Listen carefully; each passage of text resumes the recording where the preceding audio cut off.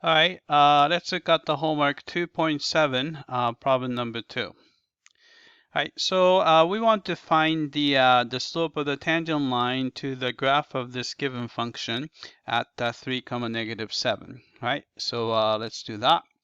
All right, so we want to find, so in order to find the slope m, we can take the derivative of y and then plug it in 3 here.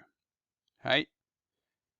All right, so let's use the definition. So the definition is the limit as h approaches 0. Then we have this difference quotient, right? So we have y of 3 plus h minus y of 3 and all over h, right?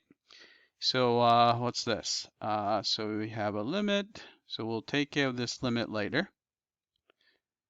All right. So you have, so using the function notation, every time you see x in the formula, we're going to put the 3 plus h in there. So if you put the 3 plus h, that's going to be 7 plus 7 plus h, right? Or h plus 7. Maybe I'll do h plus 7. Right. So it's going to be a h plus 7. Right? Then if you put 3 plus h here, so it's going to be a h minus 1. So h minus 1. Minus, right? So if you plug in, let's say 3 here, so 3 plus 4 is 7 on top. And then you have 3 minus 4 is negative 1. Right? Then you have all over h. Right, so looks like we have the double negative here, so negative sign and negative sign cancel out. So this is going to be just a plus sign, and then we're going to just combine the top two. So this is going to be we still have a limit as h approaches 0. Right, so I'm going to take the common denominator. So this is just going to be 7. So I'm going to take a common denominator, which is h minus 1. And then on top, you're going to have h plus 7. And then plus, right? So 7 is going to be the same thing as 7h minus 7. So 7h minus 7, right? Then all over h, right? So you can see that we can cancel. You have a 7 minus 7. You can cancel those.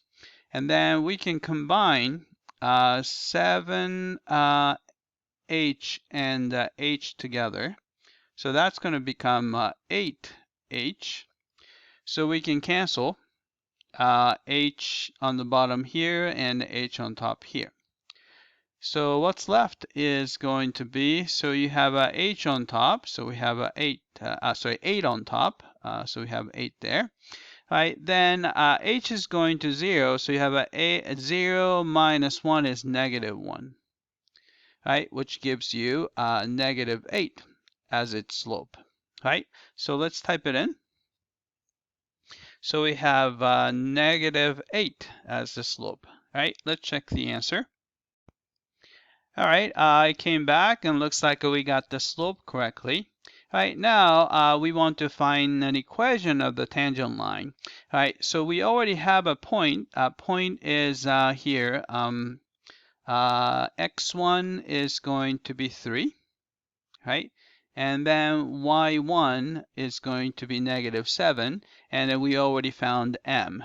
So remember that the slope, point slope form, that goes y minus y1 is equal to m times quantity x minus x1. So we have y minus y1. y1 is negative 7, so I'm going to do plus 7, is equal to, slope is negative 8. And then x minus x1 is 3. All right, so if you want, we can simplify by distributing negative 8 to x. we're going to get negative 8x.